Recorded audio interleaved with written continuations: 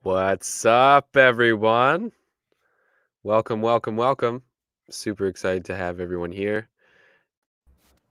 And I'm here with Brent, who's just getting set up. Oh, I'm set up. Oh, sweet. So, We got a side-by-side going. side by side. Exactly. So, yeah, that's how we do it. So we got the green screens going on here too. That's pretty dope. So hope everyone's having a great time at home. And yeah, super excited to have everyone here and be recording this live again. So this has been a fun little thing to do, and yeah, let's get this rolling. Cool. Let's do it. So you're listening to another episode of A Mindful Moment. I'm your host, Will Nicholls, and thank you for taking a moment to be mindful with me. Today is the Cancer season forecast, where we're going to be discussing all the beautiful uh, energy of Cancer and what that means from a general perspective, as well as looking at the individual transits and taking a look at all that fun stuff as well. So, without further ado, this is the 23rd episode of A Mindful Moment, and let's get right into it.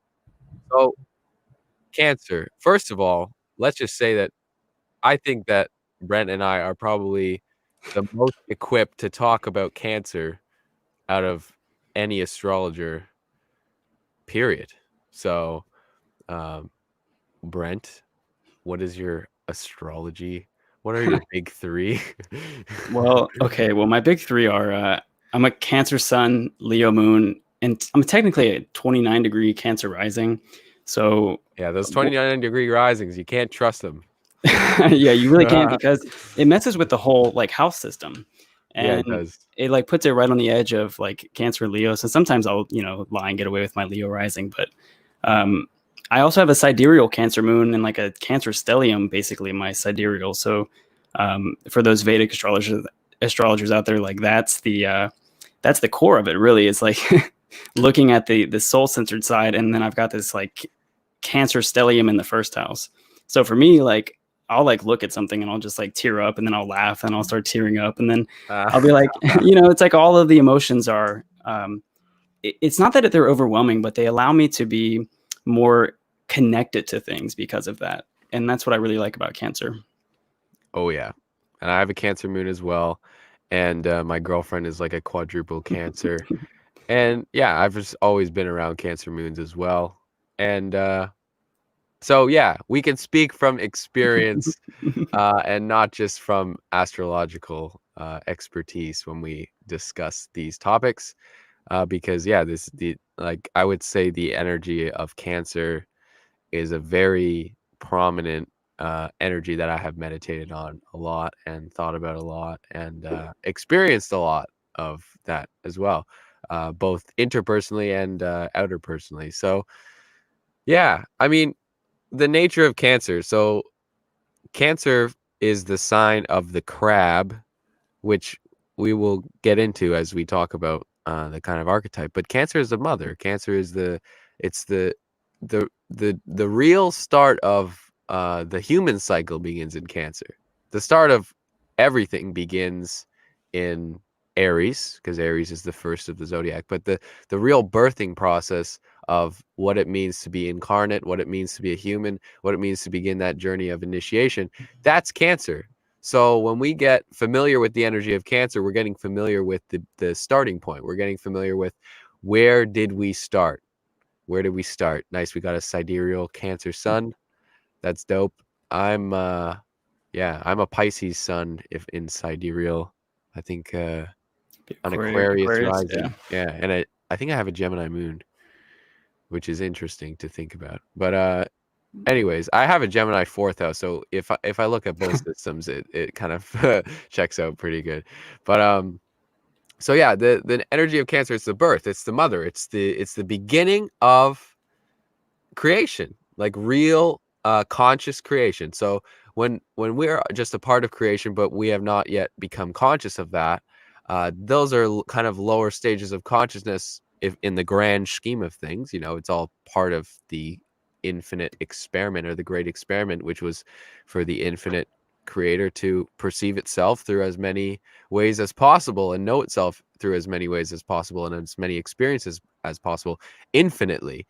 And we are a part of that. And that process where we begin to become conscious of the fact that we are a unique expression of the divine made infinite through our uh you know, the temporary vessel that we occupy during this time.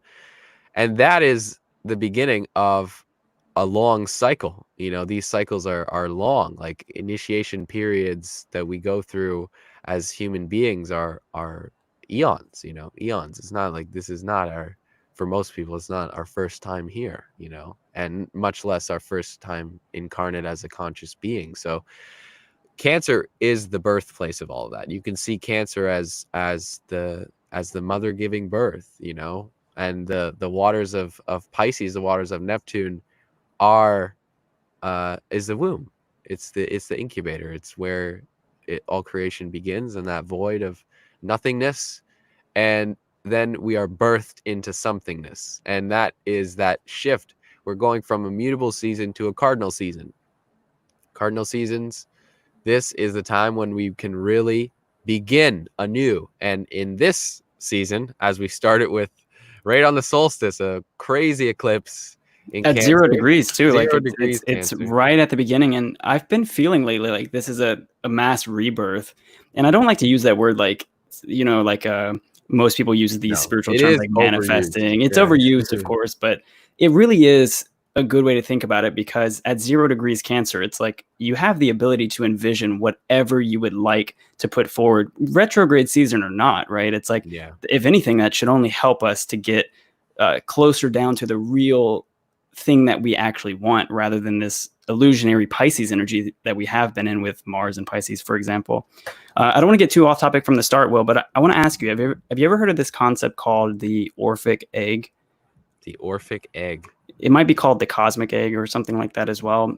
The channel Kyrgyzstan on YouTube, it's difficult to spell, they have this video called The Egg, and it's a really good representation of what this Orphic egg is. And it reminds me of Cancer energy because it has that womb element to it. But essentially, it's like, energetically speaking, it's like when your masculine and your feminine energy come together, and it's almost like they fertilize each other, and then within that, it feels like an egg of an experience, like a swirl in our womb, like male or female, because you can have this. And within that, it's like you can birth intentions, you can birth babies, you can birth relationships, you can birth new projects. And each of those themes has that same egg type beginning, or egg origin. And since I, as such a heavy Cancer, I've been experiencing that, where I've been realizing what to start a business is like having a baby.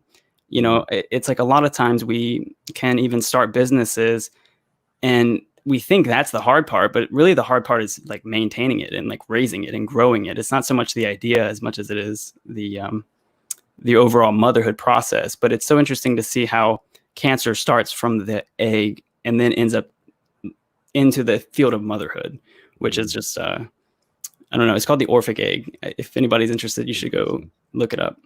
Yeah, I mean, that concept to me, I like that's kind of the archetypal like mother and father, whether you want to see it as like mother and father God coming together to create consciousness, or like the father sky, mother earth, there's many different, I guess, kind of ways of explaining and expressing that in different terms, but the concept remains the same, which is that there is a birthing process. And so we do see Cancer as a feminine sign because it represents the mother, and it represents the whole like nourishment process of being able to nourish essentially a seedling to a fully developed conscious sentient being.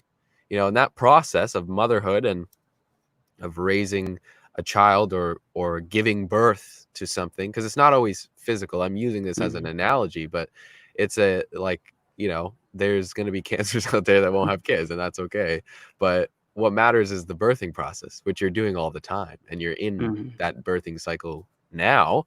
I would say this is like the final wrap on these kind of long-term seeds that we have been planting, both within ourselves, within each area of our life. I went into detail. I made a video about it on which is available on YouTube, which you can go check out, about where it kind of occurs in each sign, and how that kind of plays out. But when we see this process of rebirthing, as we see with the starting the season off with the eclipse, like this is all really giving us that 0 point reset of, okay, this area, like the way that I kind of, the analogy that came to me, which is like the most straightforward way of saying it, is like, it's like you've been leaving that pile of laundry in the corner and you haven't done anything with it for months, or there's that dark corner in the room that you just is just messing up the whole feng shui of the place. It's a problem, but you haven't really dealt with it head on, and because of that, well, it's causing some problems. It's causing some fear. It's causing different feelings of stagnancy within other areas of your life. And that's that sheltered nature of cancer, which, as we go through the podcast, we'll talk more and more on. But that's the idea of the embodiment of cancer. Because even for a cardinal signs, like cancers are not necessarily a sign that is going out and doing things in that regard. A lot of that process is more of an inner process, meaning going out and doing the like rearranging the things of the house in order to make you feel good, and I mean that both in a physical sense and also a non-physical sense. So Mhm. when you have this idea of cancer, as cancer is the great mother, but it's also in many ways the great organizer, because there's a organizational property that's associated with the moon and the moon cycles, which, if you're Cancer, you have Cancer dominant energy, you are more deeply connected to the moon. We all have a house of Cancer, which means that we are all able to connect to the moon. And of course, we feel the moon in different ways, and certain moon phases are more important to some of us than others. But as a Cancer, and when we're talking about the energy of Cancer, because of that cyclical nature, it's like the universal organization that is taking place. And so that doesn't always look straightforward, like we see within like Virgo, or more analytical type of like air vibes as well. It's not in that way. It's in a way that is comforting throughout the whole process. And the Mhm. big journey of Cancer is learning how to organize the house in a way that makes them feel good about being there, and not dimming your light, because a lot of times we lock ourselves in our own quarters, and we kind of, the light within us isn't growing. It's in periods of darkness. It's in periods of where we have some things to take care of, some shit to deal with.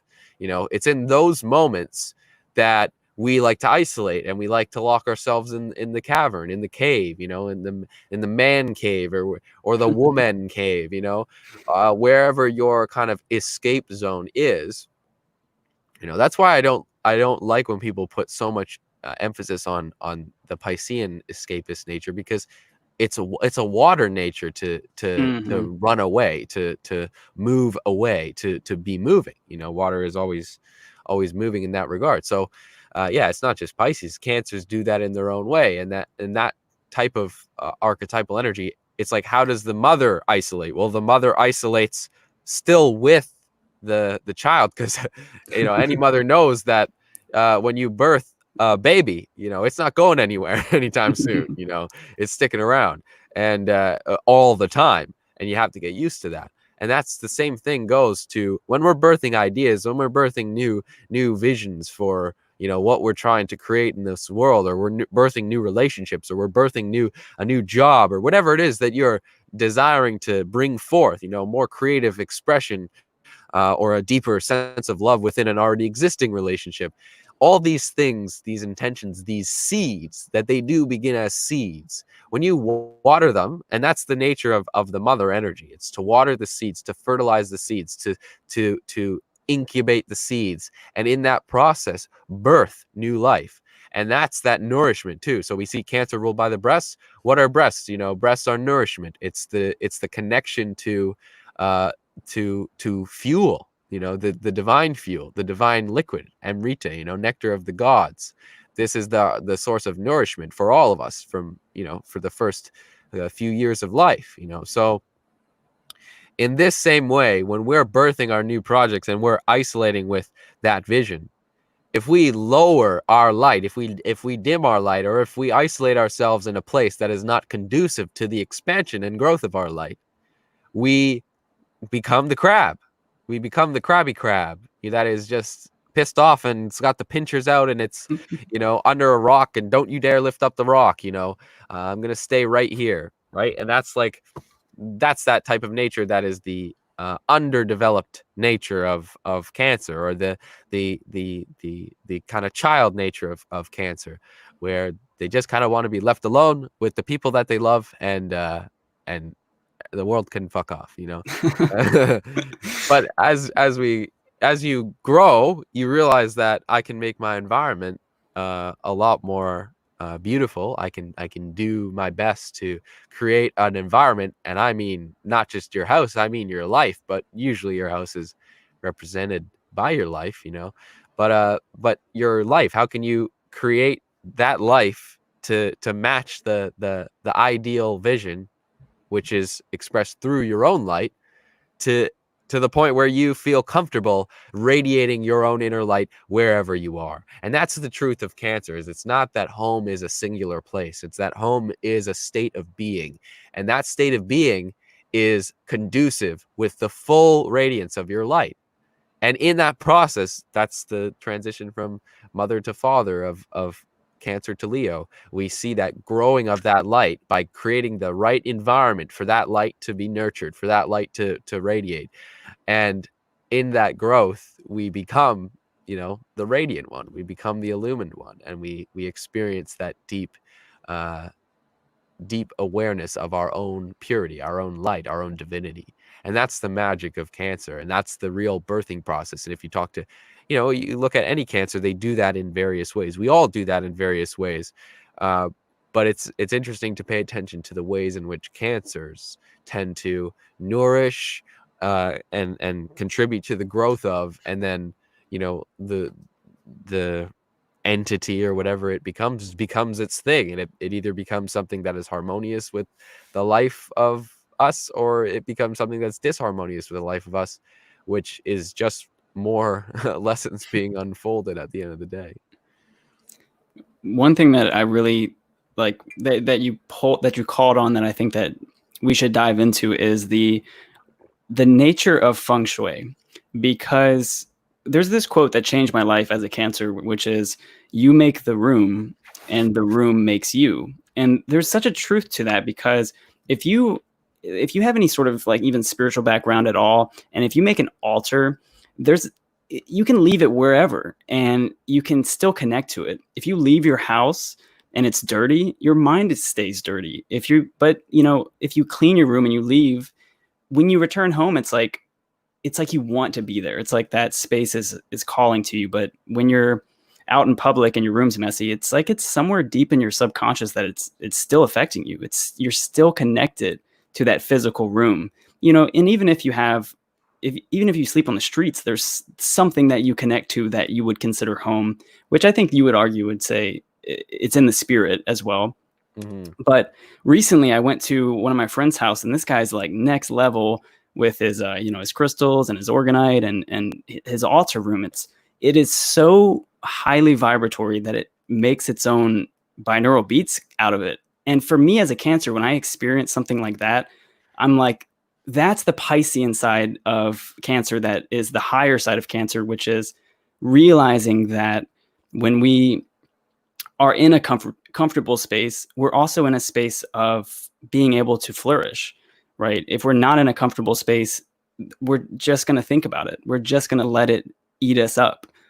And this is true even like with raising children with Cancer. It's like, think about two environments where you raise a kid, where there's rusty nails everywhere and just like, the floorboards sticking out the floor, and versus like some kid who's getting raised in like the Hamptons, like there's a difference of a quality of life. And I think that's an important theme here. And I would imagine that with this 0 degree new moon that's coming out, a lot of people are going to be looking at their settings, the external world that's going on, whether it's their city, whether it's their local neighborhood, whether it's their own house, and they're going to say something needs to change. And even for me, I'm like, the cancer season's coming around the corner, and I'm getting ready to like do all sorts of projects, maybe even like get a van and be able to travel and go around. For me as a cancer, it's like when cancer season comes around, this is the best part, is that, it's like being my season, everybody else is so confused, and being a cancer allows me to shine the light that I wish that I could in other seasons. So you're right about that. There is a comfortability behind it. Totally. So. Totally. Yeah, and like, and you said that it was like a Piscean, the Piscean nature of Cancer, but that's just Neptune, like that's just like that Neptunian point where you realize that, the things that you're craving in the local small microscope of the cosmos that you occupy and you see, there, when you connect to what is beyond that, that's that feeling of home. That's that feeling of being sustained. That's like you're back. You have that umbilical cord again, and you're back with the womb, with the mother, because at the end of the day, that has never not been, but it's like your recognition of that is what has either helped assist you or helped hinder you.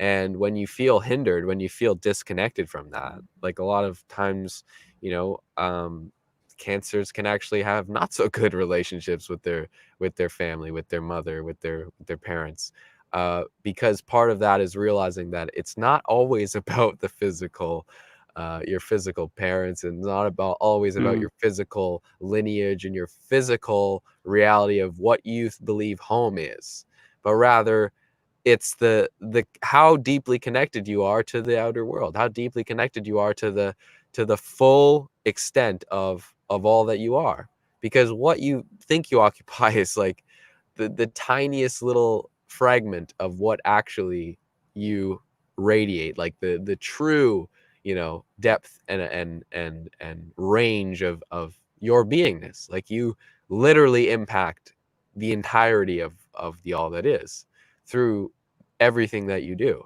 And knowing that connectedness, which is hard because, and I can relate to this on a deep level. Like I said, I have a Cancer moon. I know what this is like when I say, it doesn't matter if you're around people, you can still feel lonely. It doesn't matter if you're literally being held in someone's arms, or you're literally holding someone, or you're beside the people that you love.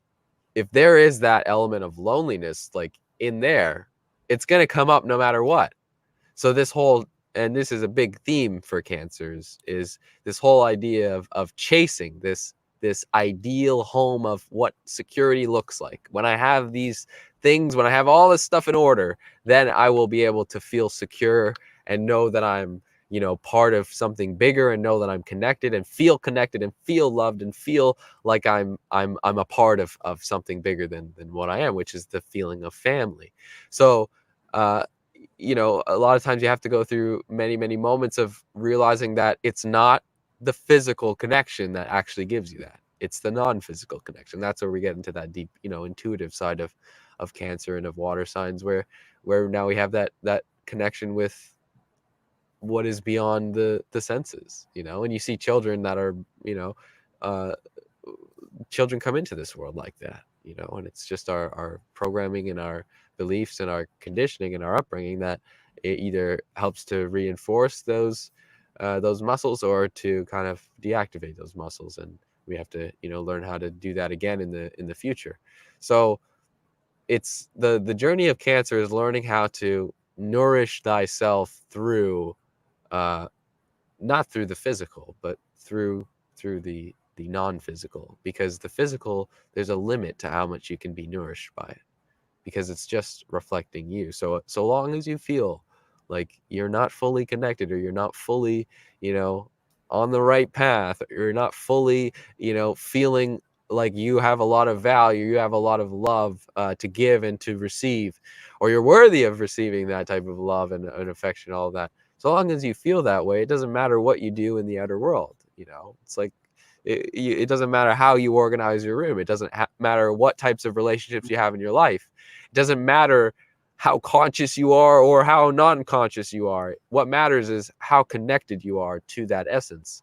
And if you are connected to that, and there's no faking it, like you can try, but it's a temporary stimulus. You'll get that little hit from, changing something out there, or you'll get that little hit from getting something new happening, new relationships, new experiences, new living situations. All you get that hit, but it won't sustain, and you'll always be chasing that thing like a drug addict, and because it's not out there, and that, that's why you chase it, because we chase when we know that there's something to run from, and that something to run from is what we actually need to face.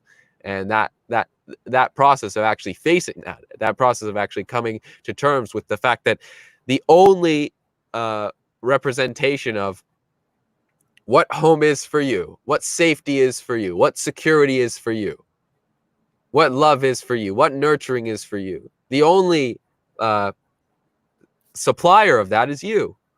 The only supplier of that is you.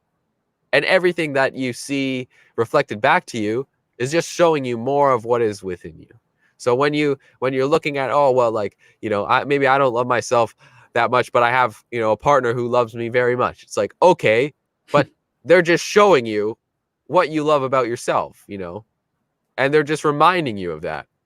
And so the challenge with Cancer is learning how to get out of that rut of relying on that outer stimuli, which is very much a cardinal thing. It's a very cardinal trait to rely on some stimulus beyond the highest vision of focus for that archetype, in order to escape becoming that, in order to escape fully embodying that. So when we can get to that point, and that's like centeredness, that's mastery, that's the beginning of like feeling really good about everything that we are and all that we're doing. That point is where everything changes and the light grows, and you begin to create the ideal home environment.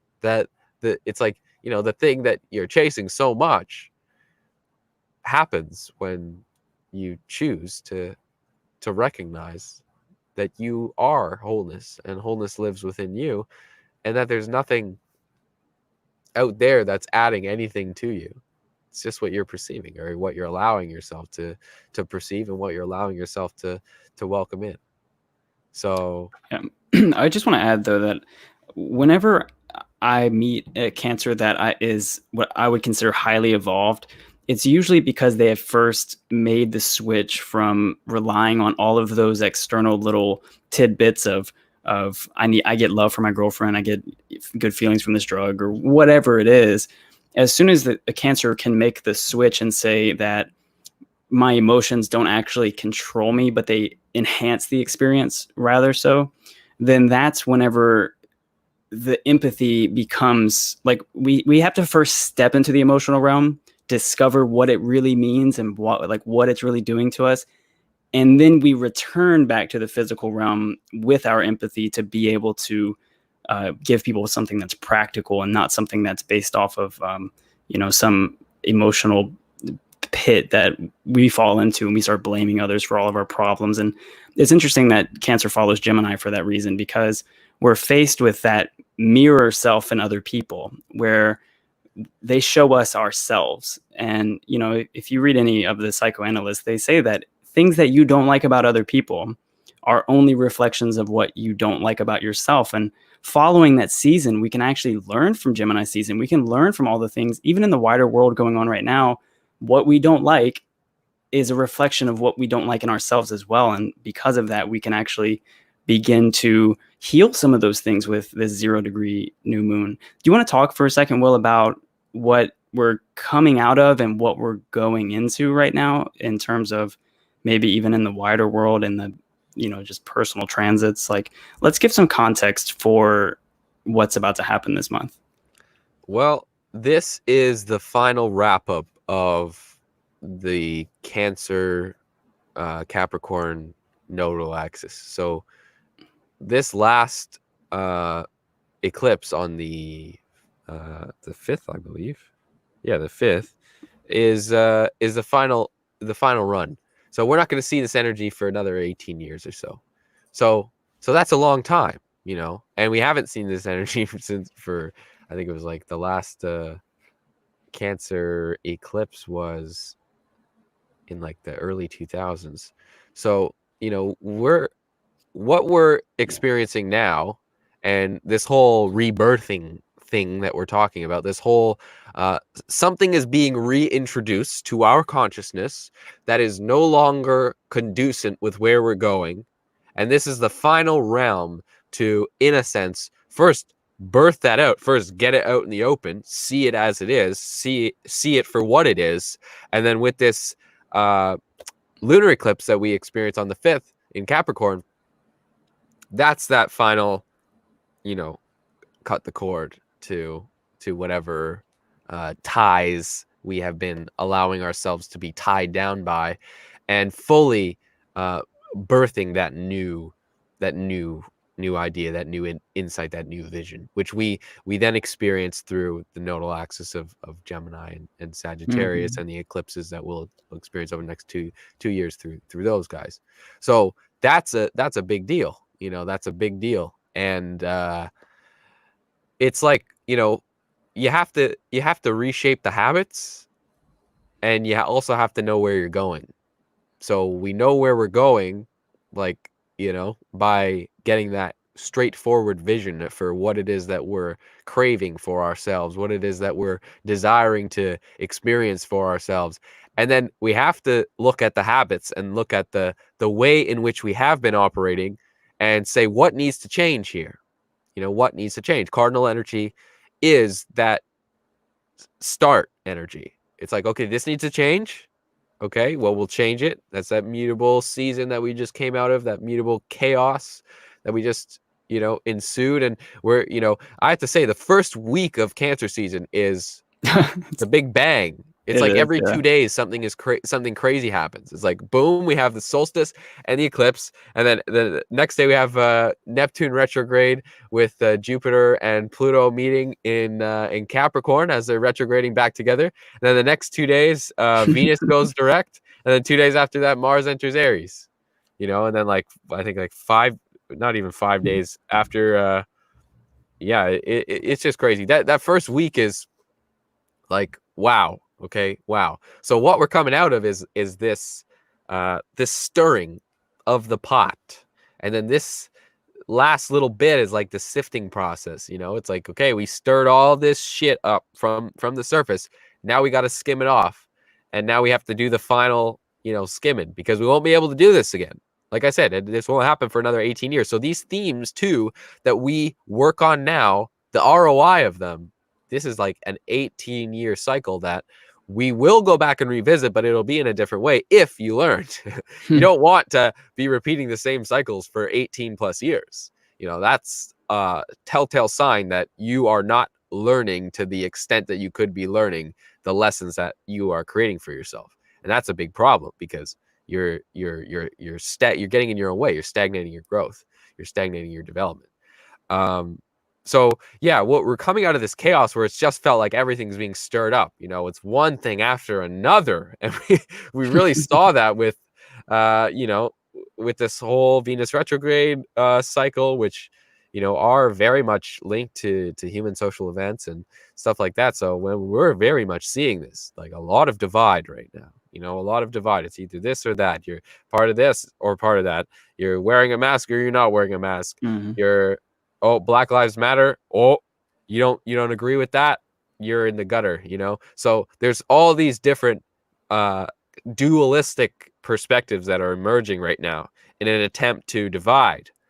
And, you know, what a beautiful kind of season to come out of and into through this lovely, you know, Cancer energy, which can really get us back to nurturing the aspects of ourself that need to be nurtured, feeding that, fueling that in the right capacity, giving it the right environment to grow, and then watching it grow.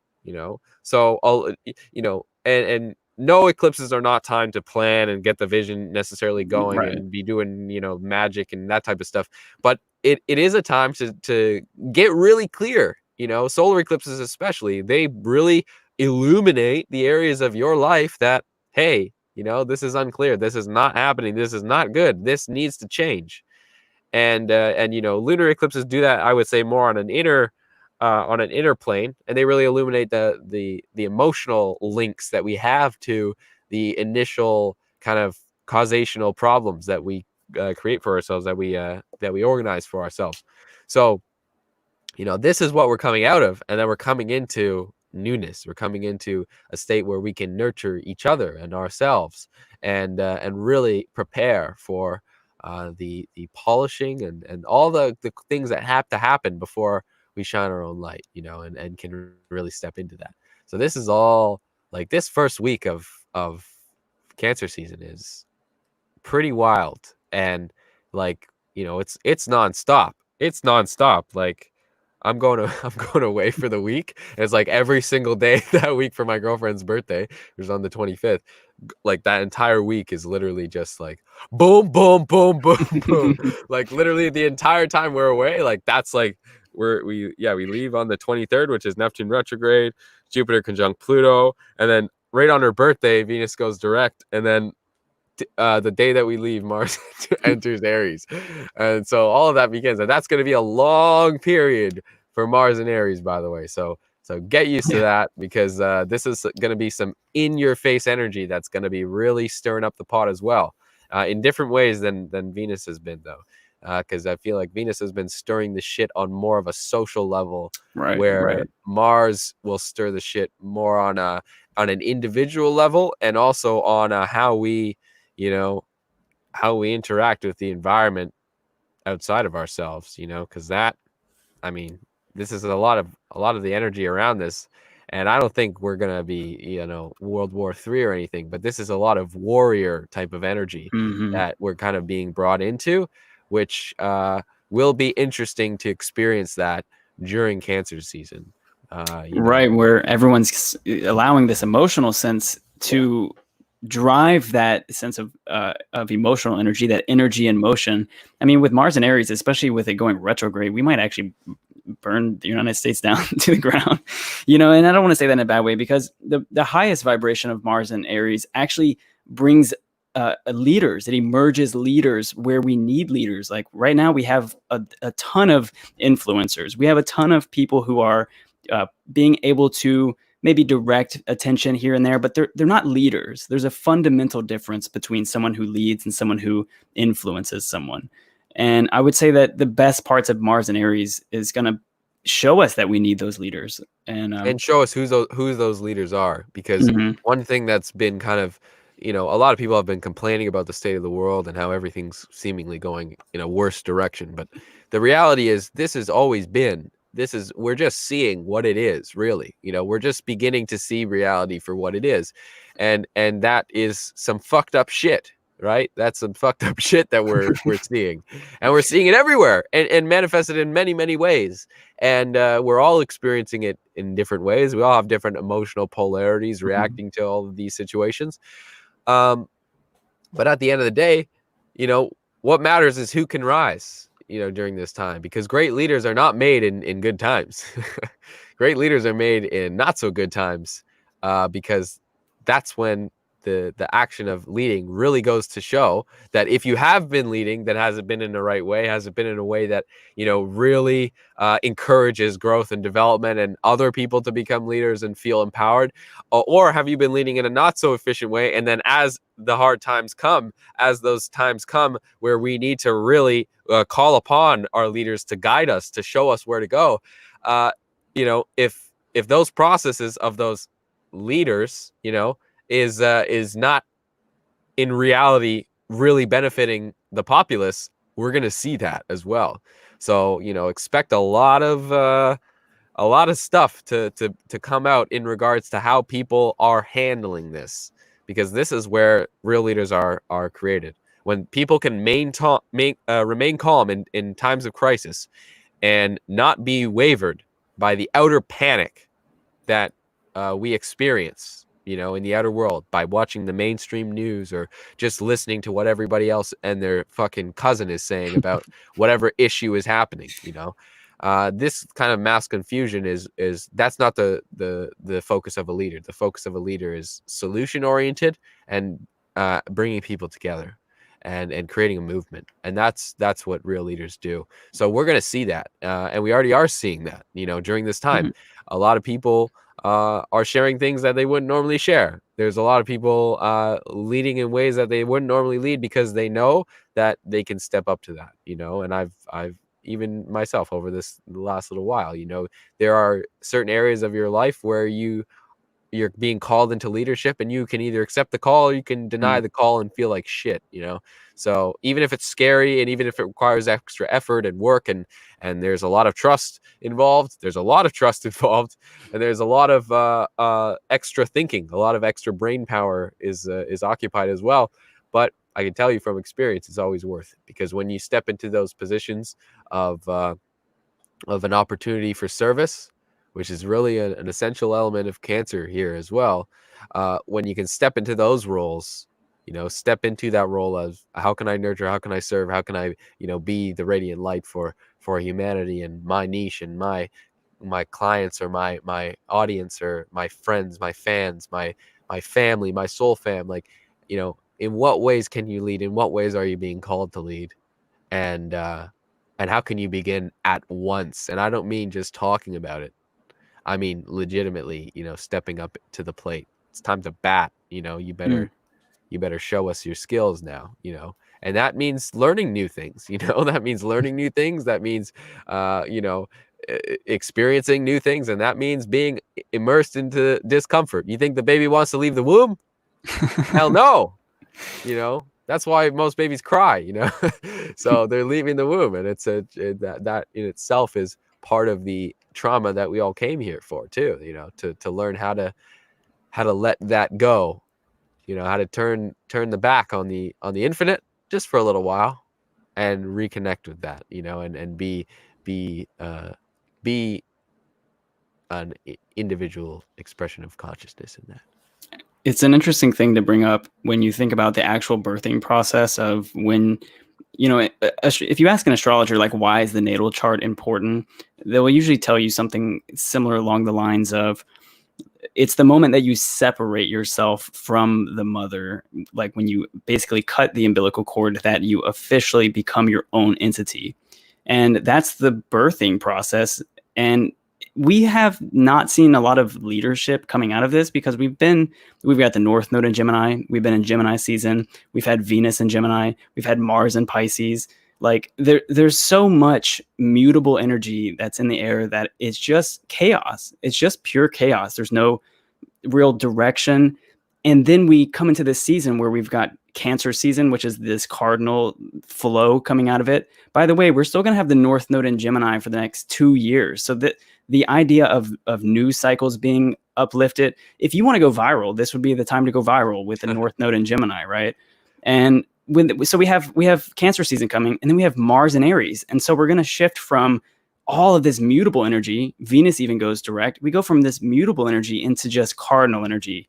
And that's going to bring a lot of people from just like sharing things to like really doing really impactful movement aspect things. Like even with some of the funds that we've been raising money for, it's like, where are we actually, what are we doing with it? Why are we defunding the cops? Like, what is some real practical applications for those things? I think we'll start to see some real movement in this Cancer season as it comes up. We'll start to see some, of course, we'll have all these retrograde planets still, but I think that just gives us time to think about this. It gives us time to really perceive before we just jump right in and act. Yep, and it turns up the volume quite a bit louder. Oh, it's gonna be super loud. Yeah, for sure. Well, one thing I will say though, in general, is like, cardinal signs. This is your time to shine. For sure. This is it. You've been feeling like, you needed that extra push, or you needed that oomph. Well, when Venus goes direct in Gemini, we got Mars in Aries, and then that's a long Mars cycle, and Mars is at home in Aries, so we're bringing in some of that generation type of energy. We're creating, it's like, oh, the power went out. Okay, well, start up the generator. That's Mars and Aries. It's like fueling that fire, fueling and giving us that energy that we need to create and command our will in the various ways that we need in order to lead in the highest capacity. And we're really going to see that during this season, because there's a lot of people that this is kind of what I'm predicting this season to kind of like come to, is there's going to be a lot of people that are still in that fairy tale land of fear and paranoia and all that, and still coming out of that, and still, scared to leave their home and all that, right? And then there's going to be other people who, like, there's no going back to normal. We already know this, right? We already know this. Like, this year, as every astrologer predicted, as many people predicted, is going to be one of the most impactful years of the state of humanity, leading up to everything that's going on right now, and it may not Can we have. talk about that for a second in terms of evolutionary astrology, of why it's so significant with this, even with Pluto and Saturn, the conjunction of it? Yeah, I Like, mean, this is the reworking of, like, what we were talking about. Like, if you watched our astrology of 2020 forecast, like, this is the reworking. This is the reworking process. It's like, it doesn't. It's not a thing that happens like so subtly and slow. It's like, this is something that's like, bam. That's cardinal energy, Pluto and Saturn. So feeling this deep transformative fire and this deep will to create and to bring change to, collectively. And we're looking at authority here with Capricorn themes. We're looking at government. We're looking at, like I said, the church state, even the reworking of the economy in many ways. I don't think that a whole lot is going to change, even if we do start to phase out the regular fiat currencies, because everything's just going to go to crypto, and it's all going to shift to that anyways. I don't think we'll ever fully get rid of cash, and I don't think we'll ever get rid of like gold and stuff like that, but this is the beginning of the reworking process. It's like, in order to build a sword, you have to get it really hot, and you have to hit it a lot of times with a hammer. You have to hit it a lot of times, and this is that process of, like, Saturn and Pluto coming together. They're hitting it a lot of times. You have to. We're trying to crack it here. We're trying to crack the foundation of our reality. That's the collective's role in this generation. We're cracking the very fabric of this all in order to let through what needs to be let through, and in order to begin to reshape and recreate what needs to be recreated in a more sustainable and a more unified way. And so, these are the overarching themes throughout the next Saturn cycle, the next 30 years plus, which is leading us into the age of Aquarius, like fully in. So right. This is like the last little bit of it. But what I was really referring to, especially with evolutionary astrology, Stephen Forrest is amazing at this, but he was saying that back in the late 80s, so like 87, 88, 89, all three of Saturn, Uranus, and Neptune were all in Capricorn. And if you look at most millennials' natal charts, or even into Gen Z's, you'll see that there's a Capricorn stellium between Uranus, Neptune, and Saturn. And so because of that, it's like all of us are born with seeds in us. And these seeds have been we almost have been like KGB sleepers. And this year, 2020, is saying, use your gift. Here's your gift. Look at it, accept it. And in the next 20 years, because we have to, when we think about Saturn or Capricorn, we think about long cycles.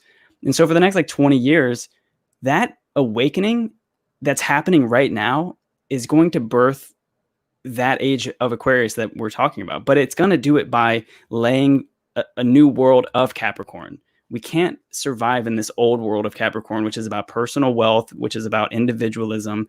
It's the lower sides of Capricorn, and we're detesting that as a large right now. And it's because Uranus and Neptune back in the 90s said, I have a new vision of the world. And that now we're seeing that in action right now. And that's why 2020 is one of the most fascinating years. It's one of the reasons, like, I became activated to be an astrologer because of that sort of seed in my own natal chart. And I think a lot of people are being called to things like astrology and being called to the metaphysical and being called to re-envision what we think society should be, how we should treat each other, how we should get along, how we should do business in the long term. And the systems that we have been running on, we've been chipping away at them, and we've been getting rid of the kinks and the flaws. And hopefully the process is a continual version of rebirth down the line. You know, these lunar eclipses that we've been experiencing with Capricorn and Cancer have been destroying the foundation. That's what Capricorn and Cancer are, is that they are the foundation. They're somewhat of like mother and father. Father being the patriarchal society that we live in, and mother being maybe more or less the way that we individually experience it. But I just wanted to throw that in there for anybody who doesn't understand the Capricorn in their chart, or this axis between Cancer and Capricorn that we're experiencing now. Yeah, for sure. No, and that was a great way of saying it, because when we look at these, not just nodal cycles, but nodal cycles play a big point in that, because that is a big generational gap. You know, about 18 years, like that's almost 20 years. That's a generational gap. You know, that's like people can, you know, I mean, not everyone has kids at 18 years old now, but that's usually when that sort of process of the birthing of the next generation begins. So, you know, following these cycles can help us in many ways by tracking that. But let's get into some of these transits and what's going on here through the rest of the season. So as we've talked about, the solar eclipse, and I have a full video on that, so make sure you go watch that to help understand this type of axis too. But the solar eclipse happening right here on the solstice, very, very, very important. This hasn't happened in a long time either, by the way. It's always been a couple days off, or you know, a week off or whatever. So this is in itself a very extraordinary event, because this is summer, you know. So we begin the summer through this solar eclipse, which is very, very potent. So even though the sun is not necessarily, the sun's not, it's not happy nor unhappy being in Cancer, but it is definitely relaying back and forth with the moon through the whole season. So we're gonna find that this season, out of all of the seasons, will be really connected to the lunar cycles. And so that means that, one, we have 3 Cancer moons in this cycle. So we have the new moon, we have the full moon, and then we have another new moon in Cancer. So that's 3 lunar cycles within this season, which is pretty wild, because we have like a 0-degree eclipse, and we have like 13-degree eclipse, and then we have a 28-degree new moon to just cap it off. And that's like the final. It's like the solar eclipse that like starts this is like I was saying, you know, we're cleaning out the room, we're getting rid of the junk, we're getting rid of all that bullshit. Then we have the lunar eclipse on the 5th of July, right after the 4th of July, which is if you look at America's natal chart, you know, that's a 4th of July this year is pretty wild too. So they're having like their Pluto. You guys are having your Pluto return and everything. So yeah, that's a big deal. But it's a huge deal. Yeah, and look at it. It's like our cities are burning, and like you know, like, there's a lot going on. Yeah, but if we look at the eclipse cycles here, it's like solar eclipse illuminating what needs to change, what is no longer a part of home to us. Okay, lunar eclipse on the 5th. Okay, now it's like, where's that emotional barrier still? Because it's like, if we like giving the example of, let's say you have a lifestyle thing, you don't work out, you want to work out, right? In the beginning, you have to make it a habit every day. You have to do it every day in order to keep up with that. And the moment that you stop doing it, you'll never pick it up again. So you have to keep that consistency, right? So you start doing that consistency, and then about halfway through, it's no longer about, you know, oh, I don't want to get up anymore, you know, I don't feel like it. But rather, you start to have this emotional correspondence. The emotions come up where you start to kind of feel like emotionally, like, you question what you're doing. You question it because you're becoming something new. You're changing the way that you were. So this lunar eclipse that we will see in the middle of the season here is like, this is really about, okay, where are the ties still? Where are the ties to us being, enveloped with who we have been, and how can we say no? How can we say no to a lot of things, and how can we really learn to say yes to the things that we really, really want, that are structurally sound, that will get us to our destination, so, and then the final new moon is like, okay, well, like, now that that's out of the way, and it will be, because I trust that every single person watching this or listening to this understands this, and from that takes it and begins to do this type of work, right? So if all that's said and done, then we have the beautiful new moon in Cancer, which is like, really preparing us for the future. It's like setting that, like I said, that 18-year goal there. Now that, like, this is like, that's the time where, don't do shit on solstice at this time of year, and don't do anything on the 5th. But that new moon, then you can bring in those intentions, then you can bring in that vision. It's like, you can't see clearly. Like, if you got mud all over your eyes and you're trying to, like, say, well, I wish I could see this pretty picture right here. It's like, okay, well, step 1, realize that you have mud on your eyes, covering your eyes. Step 2, wash the damn mud off. Step 3, open your eyes. And then you're like, oh, wow, there's the vision, So, and that's that process is a lot of people go around walking around with fucking mud on their eyes, and they're wondering, why they can't see straight. So you gotta do that work, though. You have to follow through with that. And that's the part with cardinal energy where it's like, we're good at starting things, but finishing them. I always say fixed signs finish what cardinal signs start, because that's why fixed sign season comes after the cardinal season, because we got these great ideas. Let me tell you about it, right? And it's like, okay, now we have to actually do those ideas. We have to execute those ideas, and we have to keep it consistently going to create something of momentum. A seed doesn't grow in 5 hours into a tree. It takes some time, and every step along that process is an important part. It's not all the same. There's different roles, and there's different things that you must do in the beginning than what you do later on, but it's what you do in the beginning that allows you to do what you do later on. So the same thing goes when we're looking at our relationships, when we're looking at our roles here, how we're showing up for the world. The same thing goes. The beginning stages are always going to be different. It takes a lot.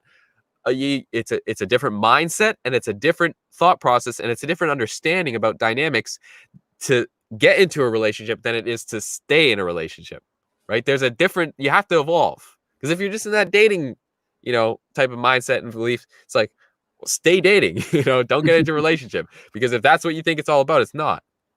When you get into a relationship, the dynamic changes, and you begin to evolve, and you realize that there's a different role to play here than there was at first, right? It's similar, but it's different. And the same thing goes in all areas of life. If you're not growing, you're dying, so there's always a place to go, and the ability to really reach from the depths of our deepest vision for ourselves will be really prevalent as to the path that we choose moving forward when we see this Gemini Sagittarius nodal axis kind of come forth over the next 2 years.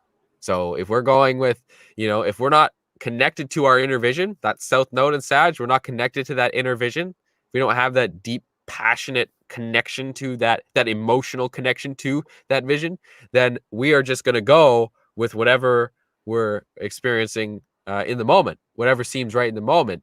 And we won't know if that's getting us to where it needs to be. And that also opens us up to being overly susceptible to the mainstream thought, the mainstream narrative, which disconnects us from our own truth, disconnects us from our own vision. So, and that's what a lot of people do. They go around life. They don't even have a real opinion. They don't even have a real opinion about what life is about. and what life is for. They just accept, no, well, it's this, and this is what this doctor says, and this is what this physicist says. So yeah, it's like it's easier to just let someone do the thinking for you than it is to do the thinking yourself. So I think there's a real fascinating point to be made when you look at how cardinal signs get off track, because they're all slightly different. Like you have an Aries stellium, so that that shiny object in the distance, right? Well, it's funny because it's different for Cancer than it is for Libra, than it is, for Capricorn. And for Cancer, the way that I get thrown off course so easily is that, like, I have all of the passion, all of the emotion to get started right now. Like if I start making a song or something, like I'll get so deep into it. But then the next day I have a different energy. The moon changes phases. And all of a sudden that thing wasn't really rooted that deeply in an authentic passion, but more or less a momentary passion.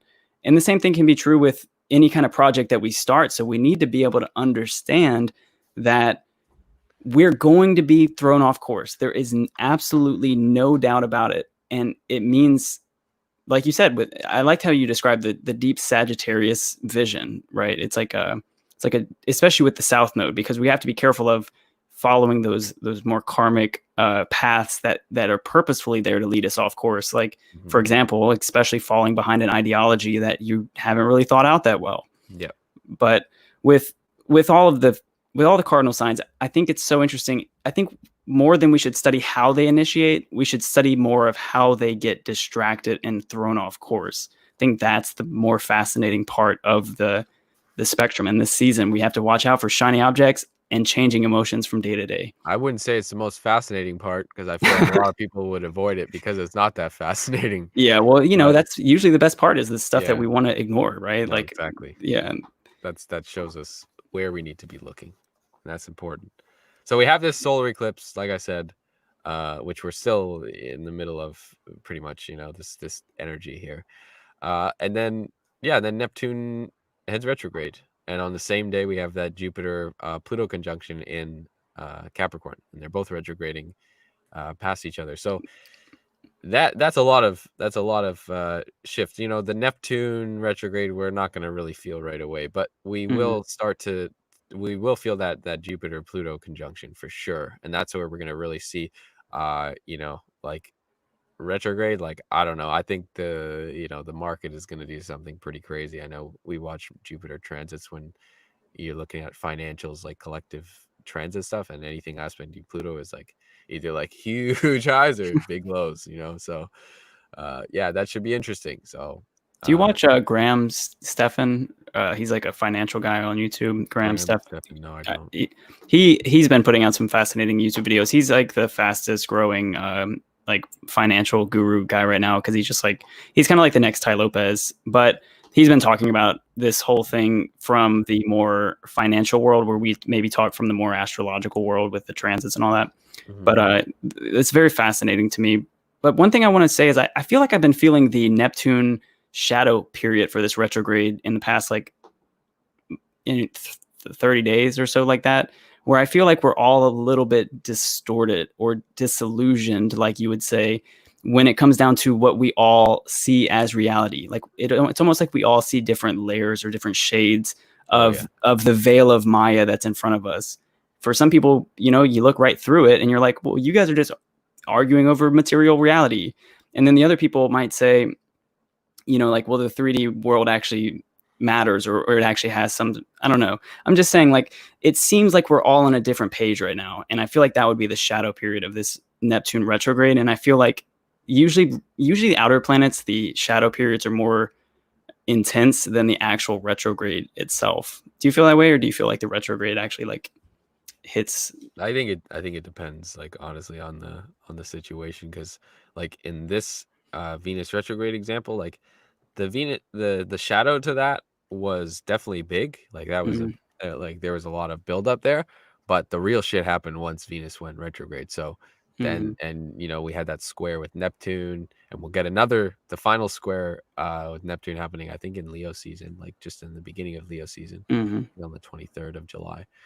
So that's that's where all this is coming from. And then also when we look at the, Venus in Gemini and the Sun in Gemini, uh, that was just like, what, well, who do we listen to, like like, and we saw that, in the media, where like every single day the news was saying something different. It was Mhm. saying like this is right, and then that is right, and then this is right, and then blah blah blah. And then Corona is over, and Yeah, and then yeah, it's like no, you cannot go, you cannot be near each other. And then people started protesting, and then they're like, well, you can be near each other, but so all of this is really expressing the mass confusion that we can experience, and a lot of that does have to do with the Neptune aspect of how we're perceiving our own individual reality. But then the social aspect being the Venus retrograde, that's that type of energy where we're really looking at it from a well, what's the mainstream doing? I trust these people, so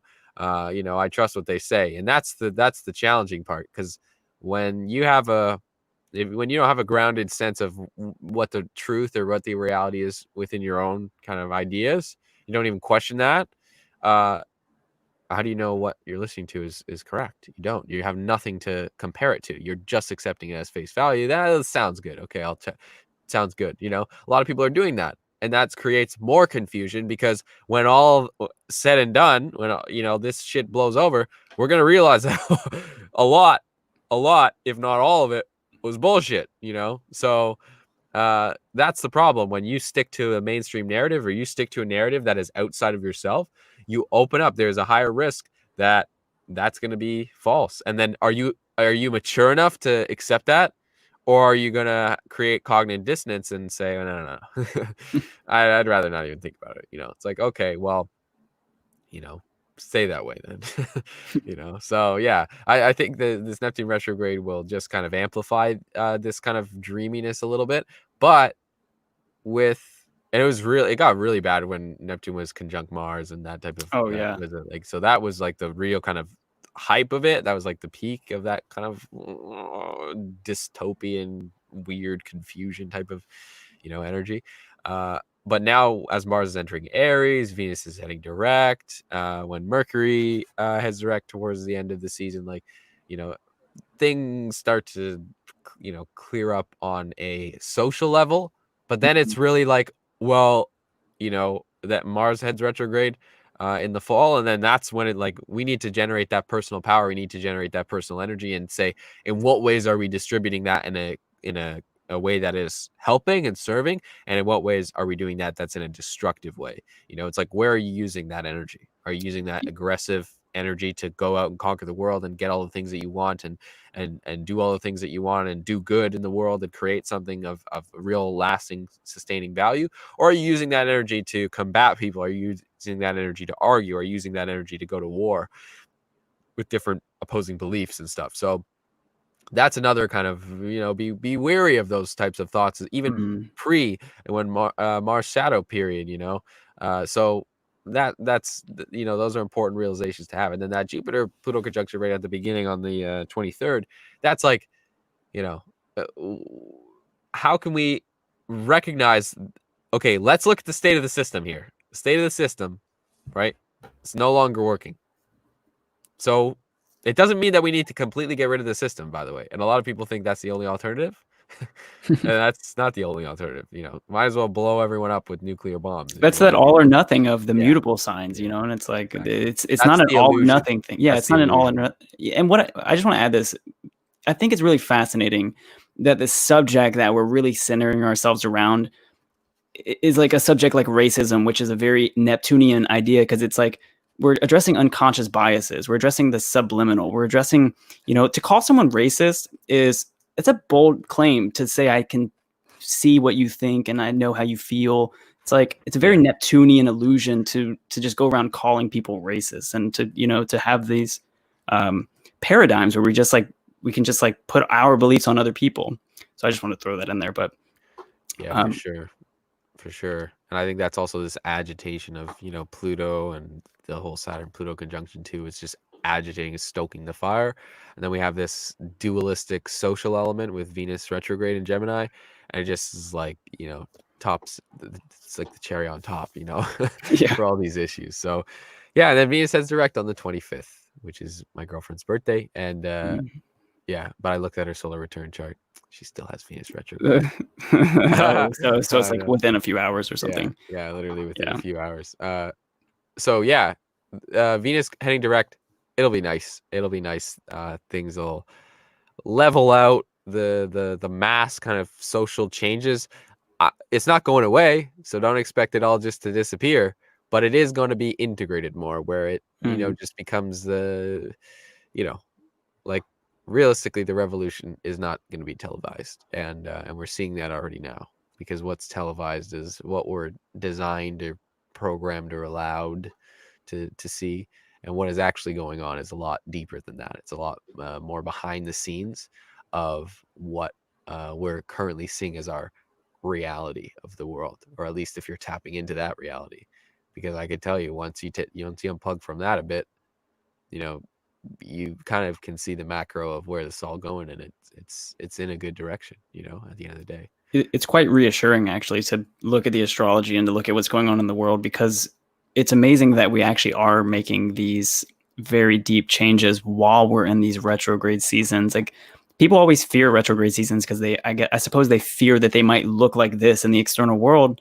People are like, cancel 2020, but I want more of that. I like the conversation that we're actually having, because we're able to get down to those levels.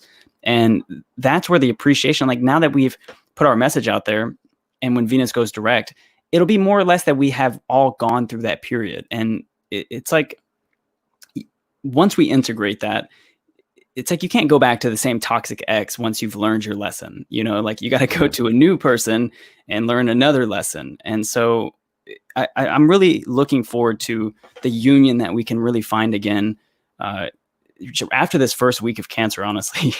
Yeah. Yep. Yeah, and that's like I said, the first week is going to be the most intense, and honestly, pretty much right up until that last eclipse. So, uh, after that, it's a little bit more dreamy. Things start to get more organized, and then we have the beautiful new moon in Cancer towards the end there.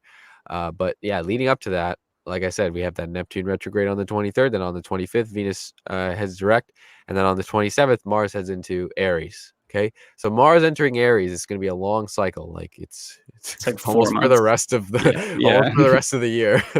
So yeah, I mean, I'm looking forward to that. Obviously, as an Aries, Mars is going through my second house. I'm ready for that, but in general, this generational type of energy, this energy where we're going to be given a lot more momentum, we're going to be given a lot more uh just heightened energy to be able to put into whatever we want.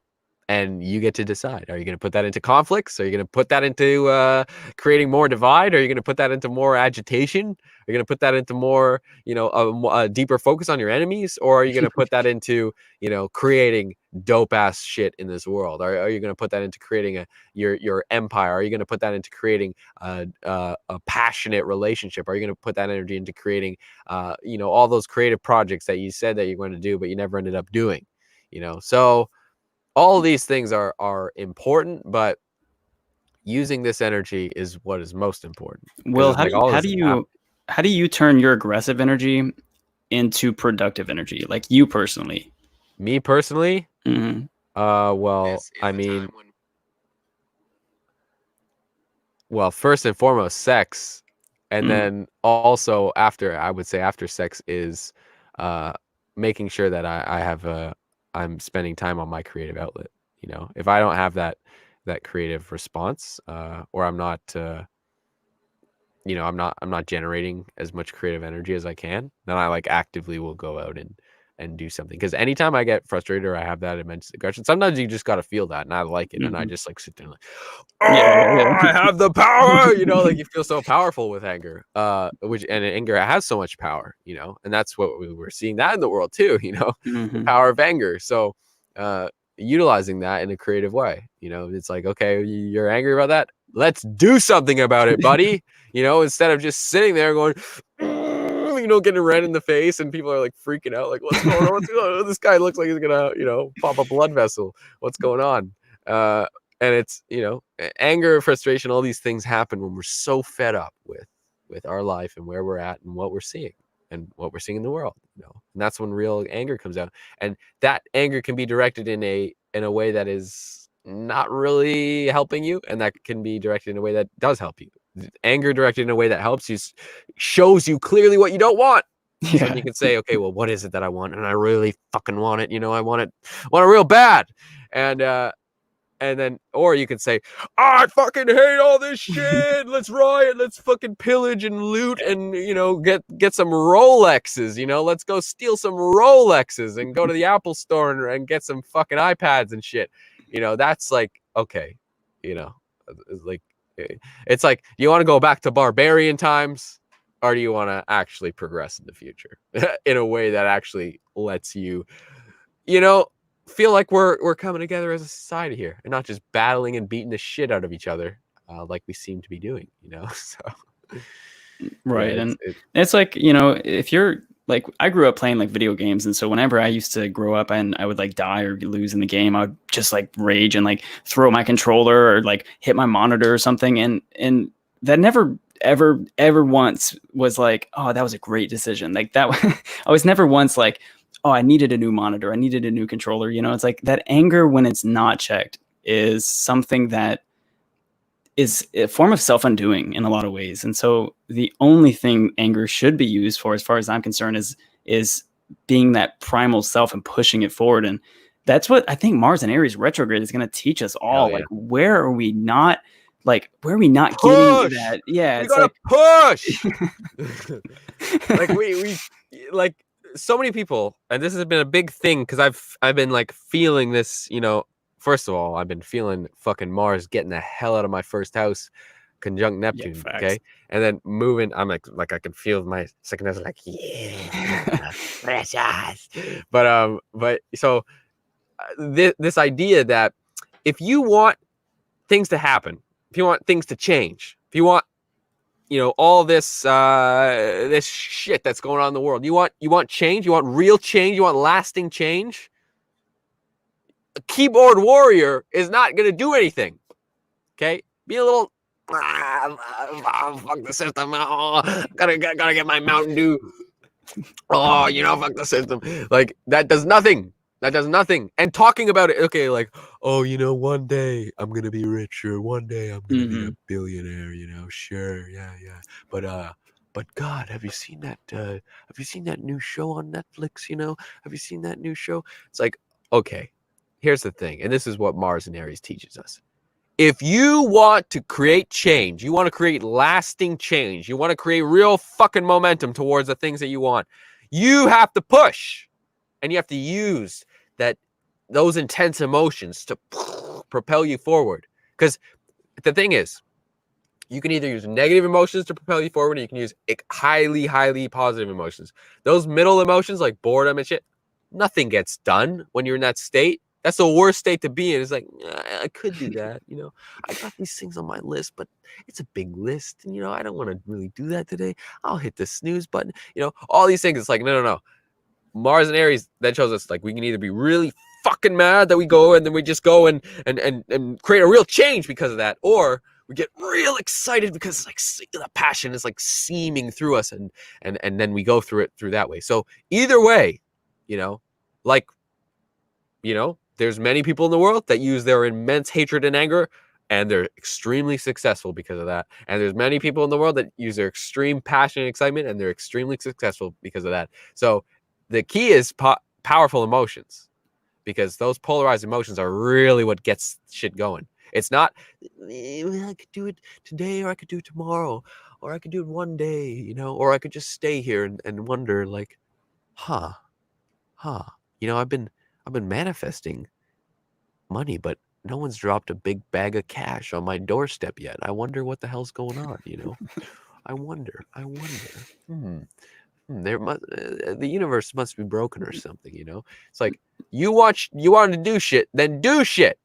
And this is not that energy. Even Mars retrograde, like that's not, to me, that's not Mars saying, I'm gonna chill out now, you know, I'm gonna not go at all. back inward. No. Mars saying, let's crank it up a notch, you know, like it's like we're on like low heat right now, you know. Mars is in Pisces, we're on like really low heat. Fire hasn't even turned on, and then Mars goes into Aries. It's like, Oh yeah, here we go. You know, the starting point, you know, in the barbecue.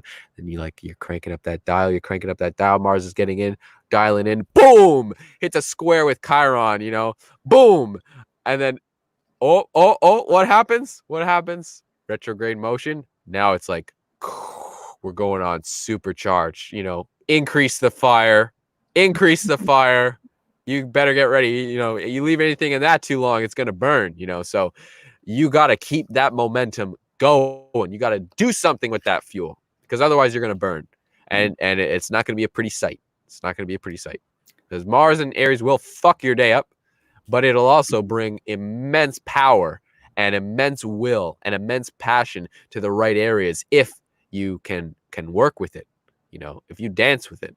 If you're not dancing with it, it's like, you know, it's like walking on hot coals. It's like walking on hot coals. You're not standing there. You're not just standing on that. You're gonna burn the shit out of your feet. But there's people that walk across hot coals, no burn marks on their feet. I wonder why. They're moving, right? So we have to move this energy. This is the energy of momentum. This whole Gemini season, all this Venus retrograde bullshit, all that, it's the mental preparation. And we need mental preparation, you know? But at the end of the day, nothing replaces action.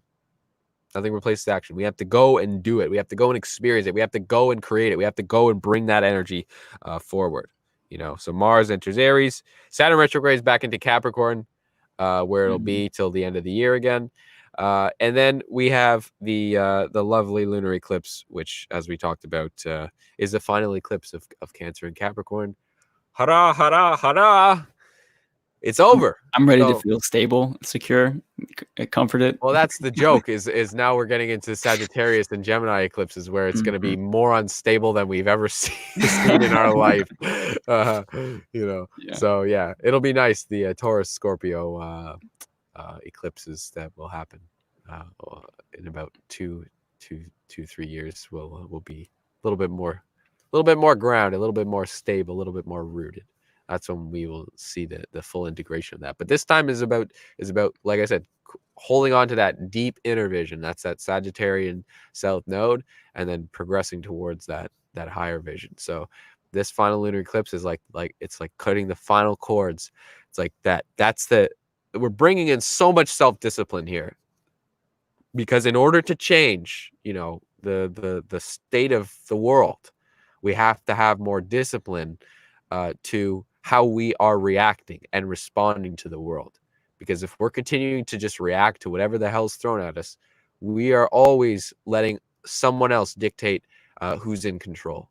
Versus when we are able to be centered and fully illumined in our own way, when we can really connect with the deep essence of who we are, that solidity, that's what creates change, and that's what creates momentum, and that's what creates control. That's where you take back control, and that's power. That's real power, you know. So power to the people, yeah, but guess what? That means not reacting.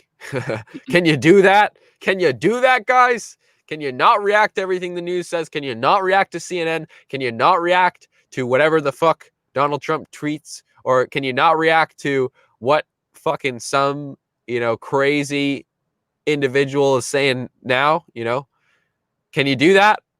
It seems challenging in this day and age. It seems like common sense, you know, but it seems fucking challenging because we're hit with every angle. Never in history has every single individual, regardless of class, race, gender, fucking sexuality, never in history has every single person had a platform to express themselves to the world. In seconds. In real time, like we're doing right now for those who are tuning in live, you know. So yeah, like for real, the power that we wield is incomprehensible. You really don't get it, and you won't ever really get it, and that's okay. But you got to understand at least a little bit of that, right? You got to understand at least a little bit of that. So yeah, this lunar eclipse, it's like it's the chopping block. It is the chopping block of all that emotional thing. That's that we're clamping the umbilical cord to that shit, you know. And you want to look at where that is? Look at Capricorn Cancer axis. Right? Like for me, I've got Cancer, my moon is in the 5th house, Cancer's in the 5th house, and I have my Capricorn house is the 11th house. So I have this axis for me is occurring in how I'm directing my creative and sexual energy, and also in what areas is my network and is my circle supporting my growth and supporting my progression. Like I can tell you now, the shit that I've been sharing recently and what I've been saying. A lot of people that I thought were friends and were really cool and we're on the same page. No siree, no way, absolutely not. And it's kind of mind blowing. I was talking about this the other day to a friend where we were saying like the people that we thought would be like totally like, what the fuck, this whole corona and all this shit would be like, what the, fuck this shit. It's all a load of shit. They're the freaking out the most. These are our spiritual friends and all that too. So that was the kind of funniest part. And then on the other half, the people that you'd think, would be more concerned because they watch the news or whatever, they're just like, it's whatever, like whatever. Like the other day, I was talking to my dad, and my dad's telling me about Bill Gates and all this shit and how fucked up all that is. I'm like, Dad's been doing his research, so people that are like, talking about this are not who you expect. But that's the amazing part, because this is where you like all the false light is being brought to the surface. And that's why it looks really dark, because what we thought has been supporting the light and keeping the vision, bright, it's an illusion, and so now it's almost like, when, like, for example, Brent and I both have good lighting so that you can see our faces and we look good and our green screens work effectively. But as soon as I turn that off, everything goes dark. It doesn't mean that there's no lights on. Everything just looks very dark because I'm not blaring that LED. But that's not real light.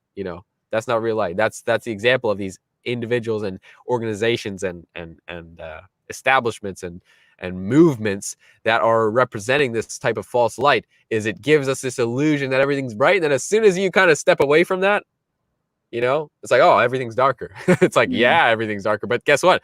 That was not real. So everything's always been darker, and now it's time to bring up that light from like the real, the realness. And that's like, these are the roots that we're bringing forth, during this season. So, don't you love how literal the astrology is for what's going on? Like when we see the nodal axis in Capricorn, it's like in Capricorn, Saturn ruled. Yeah, it's like it's amazing when you look at astrology and then you look at the literalness of such simple, like Capricorn rules government, and then all of a sudden we see the karma, the south node of Capricorn, exposing these people that are ruling the government. Yeah. And astrology doesn't have to be that complicated. It doesn't have to be difficult. It's something that it's just the study of relationships that we see play out. And damn if it's not literal, Oh, exactly. So exactly. No, yeah, man, it's wild. And then we have Mercury head direct on the 12th July. So we still got like just less than 2 weeks without that Mercury retrograde. So Venus is no longer retrograde, Mars is not retrograde, like all those inner planets, we're good, and the eclipses are done after that point. So that's where we have time to kind of like recollect and get everything like, okay, now that all that shit, it doesn't mean that the outer world is not still being transformed in wild ways, because that's still going on. That's not ever really going to stop. But what matters is the inner world. Is that things will start to feel less chaotic pretty much by the middle of July. Like that's when things will start to feel less chaotic. And then, yeah, like I said, we got that final new moon in Cancer on the 20th, which is very nice. That's my very solar nice. return. Yes, that's right. So yeah. And the day after too, we have right before Leo season. So I bet you probably have it on your solar return. But I just looked at it. Mercury square Chiron on the 21st. It's like 29 degrees Cancer. It's basically like that in my natal chart too. It's a little bit off, but yeah, I'm used to it. Both of these signs, I agree. Like, yeah, which is interesting too, because Mars is gonna, as soon as it enters Aries, it's gonna be making conjunctions to both Chiron and Lilith, which are both Chiron and Lilith are asteroids that lift the veil between, like, for example, how we use sexual energy is Lilith, and people can use sexual energy to manifest, satanic shit like these people are doing, or you can use Lilith to connect closer to the divine, or, use it, whatever you want to use it for. Chiron is an astrologer. and Mars is going to be making conjunctions to an astrologer placement. So basically, I'm just saying, like, there's going to be a lot of real occult knowledge coming in, and it's probably going to be through the people who stand out as leaders, if anything, because people who can take that Chiron energy and the Lilith energy and wield it, those are the most powerful people that you'll ever meet, because those are fundamentally things that take a long period of time to learn and master. Straight up. So, I mean, we're kind of wrapping it up here, but what are like your thoughts on that final new moon? I think for me, the final new moon, it's interesting because new moons usually are like in the next sign of the season coming up. Like we'd expect a new moon in Leo, but I think it's interesting. I feel like first we get this rebirth period. We get a little bit of time to look at our foundations, look at our settings, look at our environment, and then we go through the full moon cycle. So we're going to figure this stuff out. And then we get a real shot to make the change. I think this is what you were saying earlier, but this is how I see it, is just that it's like a amplified boost. I don't feel like this new moon that we're about to enter at 0 degrees, I really don't feel like that new moon is supposed to be for anything other than just releasing this this paradigm that we've been sort of stuck in for so long with all these retrogrades. I don't really feel like, because usually on a new moon you would want to, you know, manifest something or ask the universe for something or set some intentions for some growth. But in reality, all I've been thinking about is just how I can release. But that next new moon, I'm going to be thinking about how I can like put projects into motion that are filled with emotion. And so within that, like, I want to make sure that the projects I start are not just projects that I'm starting because I'm bored, or starting because I think that people will like them, or starting because it brings me temporary satisfaction, but rather I'm really looking for really more or less the Capricorn side of this, which is going to be the long-term cycles of things. I feel that. Yeah, I feel that for sure.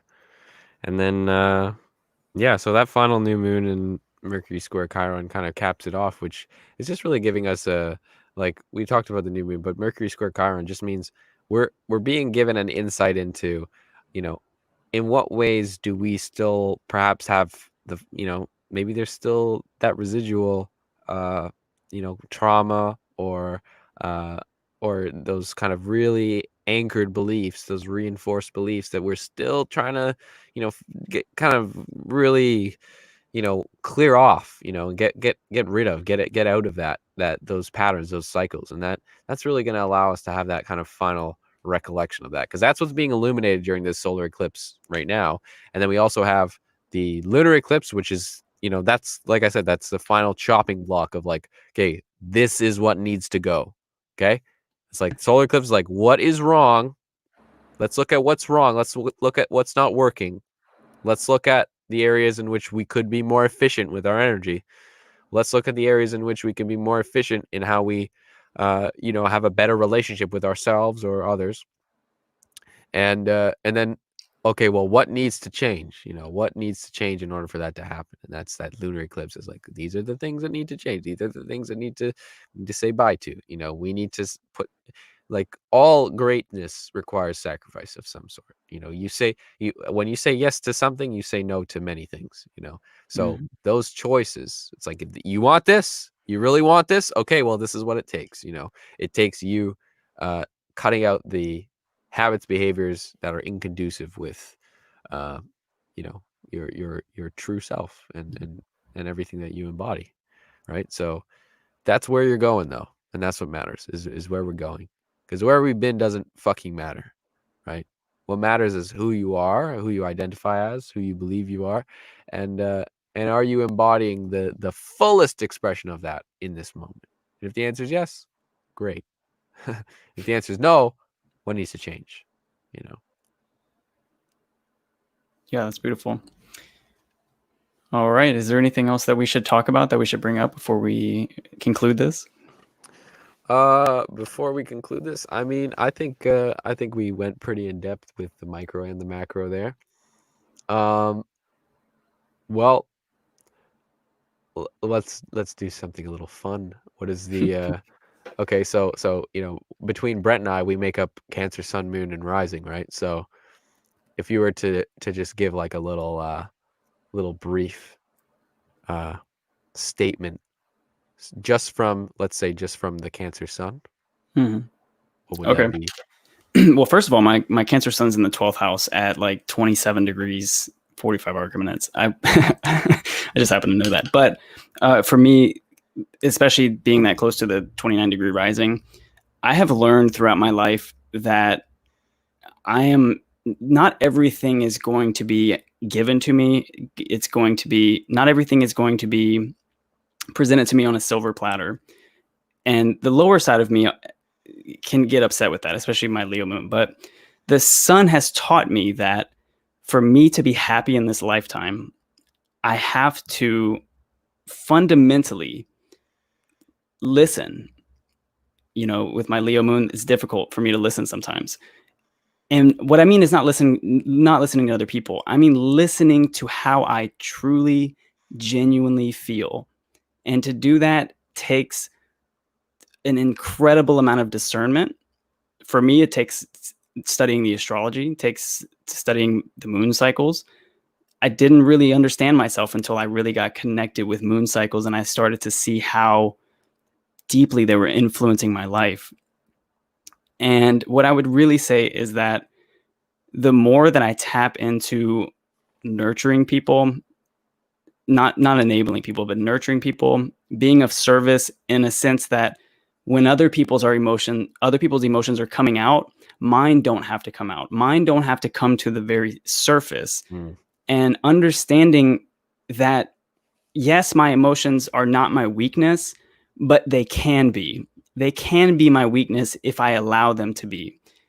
right. Cancer has taught me that emotional intelligence is not throwing emotions away, but it's actually diving into them. You have to dive in to swim. And because of that, I have learned how to do things like accept that I'm crying, accept how to release crying. We don't get taught this in society. And especially for my 12th house, like growing up, nobody was like, hey, you need to purge your emotions. Yeah. So for me, discovering that has been the greatest liberation to my consciousness. It has given me the freedom to be able to learn how to connect instead of learning how to attach. So fundamentally, that's sort of what I'll say about cancer is that it allows me to connect. Mm. How would your moon react to that? Yeah, I mean, I would say, um, that's a very Cancerian quality, and I think that desire to connect comes from like what we were talking about at the beginning, like just feeling that deep motherly connection, whether that's through God or whether that's through your religious practice or your spiritual practice or whether that's through your relationship or whatever. It's like that feeling of connectedness, that feeling of, oh, I'm a part of something. I'm a part of that something beyond myself. I think as a Cancer moon, like that's been something that's always been very important to me is you know how can I be a part of something, and if I'm not a part of something, how can I create something that I can bring people to be a part of? And that's what I had to do, and that's like my kind of Aries nature too, and Pisces rising. Like okay, well, I didn't have quite the family. Like I have an amazing family, I have a huge family, but I didn't have the type of dynamic that I really like craved on a soul level. So I had to create that for myself. Mhm. I created my brand, and I did all the things I need to do to create that community of people that I now know and connect with on a daily basis. And so that feeling of connection is on a deep, like, emotional level is very important for me, because that's the network. That's also that kind of like Capricorn access too. My That's what Capricorn, I I was have thinking. Yeah. Neptune in the 11th house, 29 degrees, uh square Chiron. and and yeah, like that's like that network too. Like there's such an importance of having that grounded, stable network that that support kind of to to do all the crazy things that I do. I wouldn't be able to do all the crazy things that I do without that network and that support. I would still do them, but it would look very different. So uh, for me, it's always about getting that feeling of home, getting that structure. Like, what do I need to be stable? And like always clarifying that, because that's always changing, and I realize that. And that's something that, like, if I keep it the same, then I get stagnant. And that's that Cancer, moon, the karmic kind of quality of that. Mhm. Like, okay, if you keep things the same, even your definition of home, even your definition of comfort, even your definition of those things, because that can change, and it will change. So if you keep it as like it's this one thing, right? It's this one place, it's this one situation, it's this one scenario. It's like, well, you're gonna be the hermit, kind of like peeking up, like, what's going on out there, guys? Because you don't really know. So, but when you can create that and always be open to changing that, and always, it's probably, I also have, my fourth house is Gemini, my IC is Gemini. So the foundation of what I see as stability always needs to be, changing and moving and growing. And if it's not, then mentally I feel like I'm dying, and emotionally it feels limiting. So as an advice to other Cancer moons and other Cancer placements out there, like, when you give yourself permission to redefine, what home is, always give yourself permission to find that out there. That's the thing with cardinal signs. It's like the hardest thing is maintaining that momentum and that energy. But when you can get over that, which we learn through fixed signs, when you can just commit to that, and commit to the fact that it's not, even if you start something, let's say you start a new project or you start a new relationship or whatever, like, you don't know how it's going to end up. You don't know, but you're taking a risk in doing that. Why? Because it feels good. It feels good to take that risk. It feels good to get the rewards of that experience of doing that, because you do it because it feels good. So same thing goes with your definition of home, with your definition of relationships, with the structure and how that all looks.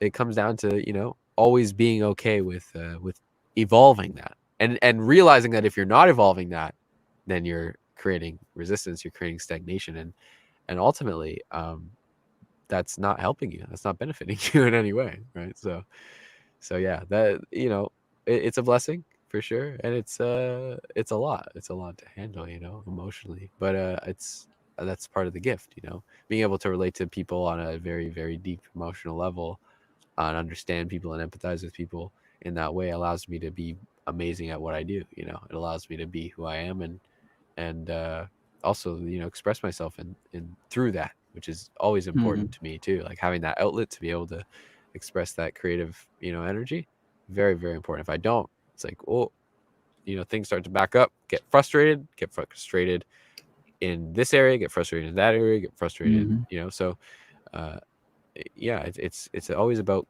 that momentum. It's like, when you have that first initial vision, the thing that excites you to get out of bed every morning is starting that vision. But then when you start it, that's not the thing that excites you anymore, because you already started it. So it's like you have to shift that focus to like the next step, and then the next step, and then the next step. And that's like that cardinal energy. So it is always a new step, but it's like, you can take one step here and then go back down, or you can take one step and then the next step, and then the next step, and then the next step. And then you make it to the top and get bored, and you're like, do I really want to go all the way up? It's like, I mean, you don't have to, but it's like, if you already went this way, you're going to have to go back down anyways. You might as well get to the top and see what's up there, So, and when cardinal signs in general, Cancers, Aries, Libras, Capricorns, when we can just keep that momentum going, that's when real magic happens, So cultivate that magic this season. That's very, very important. And you do that by being aware of what's working, being aware of what's not working, and making an effort to go out of your way to change what is not working, and create something better. Especially because it gets you out of the comfort zone. The comfort Totally. zone is the place where cancers go to die. And Yes. that's one of the reasons why identifying the lunar cycles sort of gave me permission to ebb and flow, which is sort of a fixated kind of thing to say that I will align with the way the moon works. Is that's sort of how I keep intact with what I want to do continually. Totally. It's quite a beautiful thing to be able to it's like whenever the moon's in any kind of phase or any kind of sign, I really am given permission to explore different parts of my chart, to make sure that I'm keeping myself in check, to make sure that I am dealing with the things that I need to deal with, as well as just making things interesting. But I think fundamentally we have a good foundation for what we describe Cancer as. And it's always really helpful to do these podcasts with you, because I always leave these podcasts with such a refreshing sense of understanding about what these signs mean. Every time it's just another layer deeper. And I will say this is our 1 year anniversary, right? For a mindful moment. That's in terms of us collaborating. So exactly. Yeah. This is 1 year of doing the monthly forecasts. We started Cancer season last year. So hey, that just goes to show, when you keep it consistent, you do make a lot of progress. Damn. And we started it in a cardinal season of what we're talking about. We're living it. Yeah, we're living it. Yeah, exactly. Well, I appreciate everyone who tuned in live, and I appreciate you, Brent, for joining me again on the monthly forecast. And to everyone listening not live, thanks for tuning in. Thanks for supporting the podcast. If you're watching on YouTube, make sure you like and subscribe. If you're watching this on Spotify or Apple Podcasts, make sure you click the like button, follow button. You know how to do it. Download all that good stuff. Leave a review if you really appreciate the podcast. Love you guys. And if you want to check out other episodes, find us on Spotify at A Mindful Moment Podcast. You can go to my website, imwillnichols.com/podcast, and you'll see the most recent video, always updated there, as well as all our other podcasts. So have a good one, and we will see you next season for Leo season.